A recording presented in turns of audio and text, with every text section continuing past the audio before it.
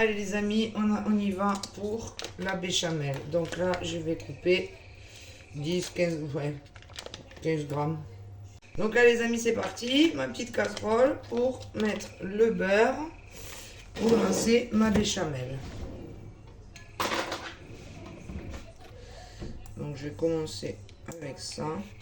Je pense que ça ira. On va en mettre deux comme ça. Ça fait à peu près 30 grammes de beurre. Et on laisse fondre. Donc là, il commence à bien fondre. On va le laisser fondre jusqu'au bout. Totalement. Voilà. J'attends avec mon fouet pour mettre la farine. Donc là, mon beurre est fondu. Je prends la maïzena et je vais mettre 2 cuillères.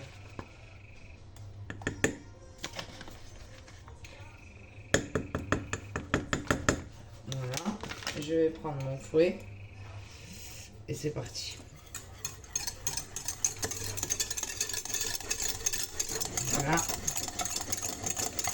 On mélange. J'ai mon lait juste à côté. Donc on va chercher dans les bords. Voilà, on mélange. Je crois que je vais rajouter, je la sors du feu pour rattraper une demi-cuillère de maïzena. Parce que j'ai assez de beurre. Et on reprend et on continue.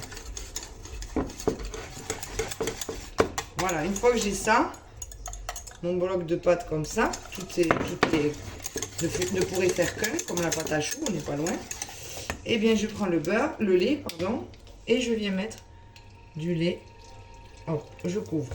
Et là je fais doucement et je bats tout le long. Je viens travailler mon liquide et à essayer de dissoudre gentiment le lait avec la farine et le beurre. Donc là, il faut être juste patient. Voilà.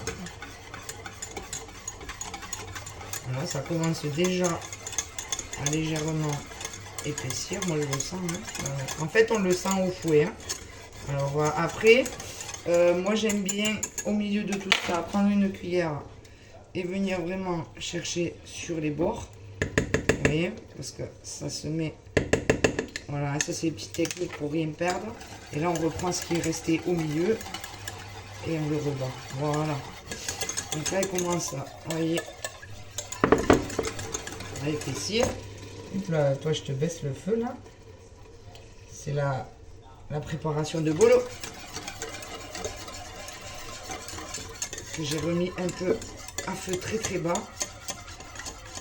Voilà. Donc là, on laisse chauffer parce que le but, c'est que la chaleur fait épaissir.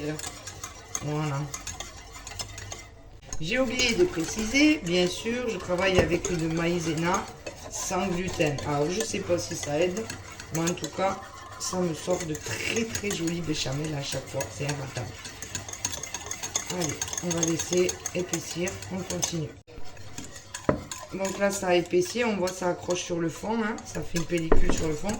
Donc là, je remets du lait avec parcimonie. Et on continue à mélanger. Alors, si ça ne prend pas, c'est que vous n'avez pas le feu assez fort. Donc, il faut augmenter le feu. Et là, ça s'épaissit direct. Hein. Là, j'ai dû remettre du lait. Et c'est une histoire d'huile de coude aussi. Il hein. ne faut pas s'arrêter. Je vais remettre du lait. On épaissit.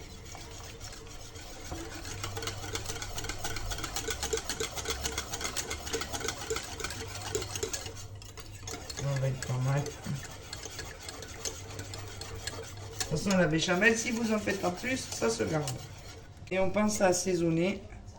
Sel. Poivre.